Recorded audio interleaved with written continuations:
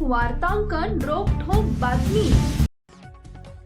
अजित पवार यांचे कट्टर समर्थक असणारे तथा राष्ट्रवादी काँग्रेसचे प्रदेश उपाध्यक्ष किसन जाधव आणि नागेश गायकवाड यांनी अखेर राष्ट्रवादीला धक्का देत कमळ हाती घेतले। या निमित्तानं सोलापुरात अजित पवार यांच्या राष्ट्रवादीला भारतीय जनता पार्टीनं मध्यरात्री मोठा दणका दिल्याचं दिसून येत आहे। सोलापूर राष्ट्रवादीचे बडेप्रस्थ असलेले नगरसेवक किसन जाधव आणि राष्ट्रवादी नागेश गायकवाड यांचा बालाजी सरोवर इथं पालकमंत्री जयकुमार गोरे यांच्या प्रमुख उपस्थितीत भारतीय जनता पार्टीमध्ये प्रवेश झाला। किसन जाधव आणि नागेश गायकवाड यांच्या भारतीय जनता पार्टीतील प्रवेशामुळे सोलापुरात अजित पवारांच्या राष्ट्रवादीला मोठा धक्का मानला जातो आहे।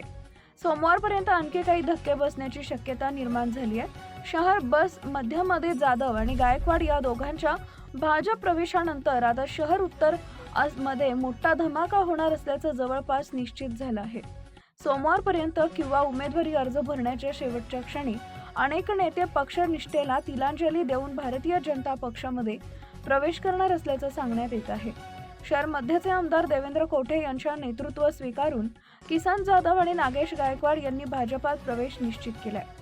तर आता शहर उत्तरचे आमदार विजयकुमार देशमुख यांच्या नेतृत्वाखाली लवकरच भाजपात मोठा प्रवेश होणार असल्याचं जवळपास निश्चित मानलं जात आहे। महाराष्ट्रातील महत्त्वाच्या आणि ताज्या बातम्या पाहण्यासाठी आमच्या जय हो न्यूज चॅनलला सबस्क्राईब करा आणि बेल आयकॉन प्रेस करा।